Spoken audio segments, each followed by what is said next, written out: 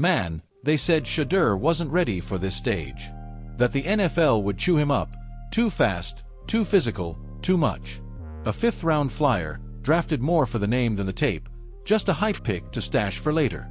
But then day 7 of Browns camp hits, and the dude straight up straps on the helmet and goes at the first-team defense. No big announcement, no media circus, just lining up under center like, I'm not here to hold a clipboard, I'm here to ball. And, bro, this wasn't some light walkthrough. This was real reps, live bullets.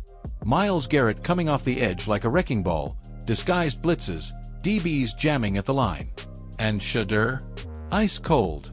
First throw, clean strike in the middle of traffic. Second, zipped it right between two defenders. By the third play, the offense was already marching, and you could see Browns defenders glancing at each other like, all right, the kid's for real. Didn't look like some lost rookie, looked like a QB who knew every snap was a chance to shut people up. And the crazy part, the vets felt it.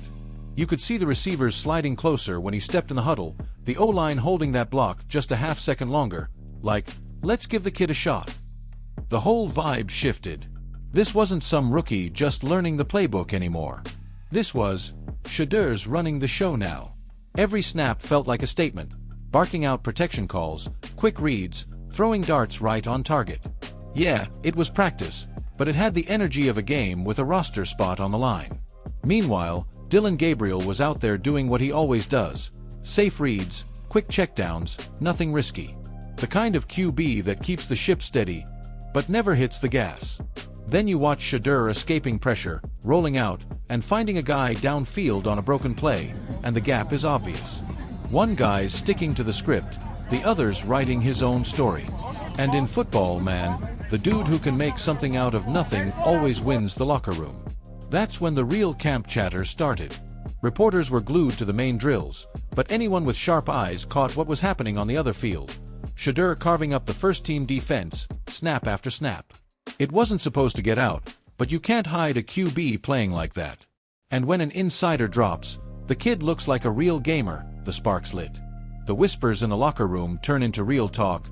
Yo, is the rookie about to steal this job? And at that point, even Stefanski couldn't hide it. The coach tried to keep that classic press conference tone. We're still installing the offense, everybody's getting reps, blah blah blah. But anyone watching saw him glued to Shedeur's snaps, pulling receivers aside, hovering during reads, tracking every throw.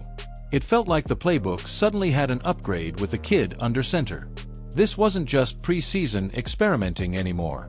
This was a real evaluation, the kind that can flip a depth chart upside down. Then came the cherry on top. Jimmy Haslam, the owner, rolled into camp. Usually, he shakes a few hands, takes some pics, and dips. Not this time. The man planted himself on the sideline, arms crossed, locked in on every Shedeur snap. Drive after drive, completions, scrambles, moving the chains. And when Shedeur dropped that dime on the sideline for a touchdown, putting it right where only his guy could grab it, Haslam gave a little nod. Small gesture, but in football speak, that's a big, I see you, kid. After that nod, it was like somebody hit the fast-forward button. Suddenly, Shedeur's getting more reps, climbing the rotation, and the whole tone of practice shifts. This wasn't, let's see what the rookie can do anymore. It was, let's see what he can do with the big boys. And, man, he delivered.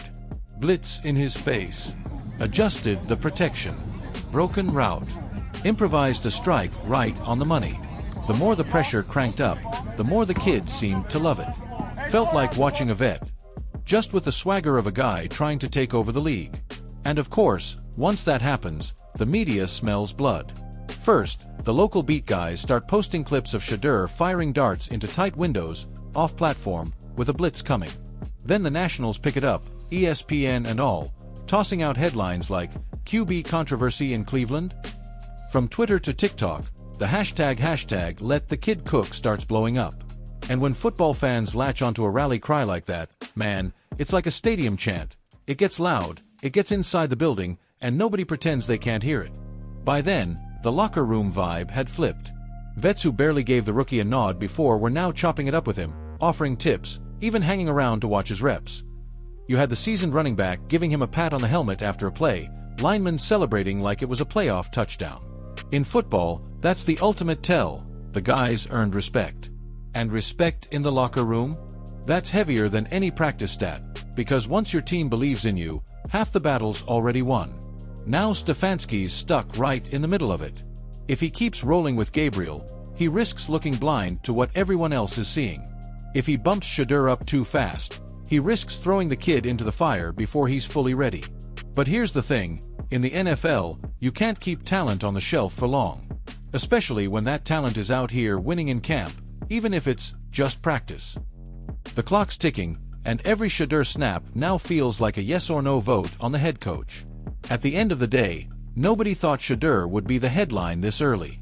He was supposed to be a project, learn quietly, maybe get a few garbage time snaps in December. But the dude showed up, grabbed the ball, and basically told the game, "Give it to me, I got this." Now he's got the locker room behind him, the fans making noise, and even the owner keeping tabs. And when those three things line up, man, it's only a matter of time before the kid takes the reins for good. I've been chasing these dreams.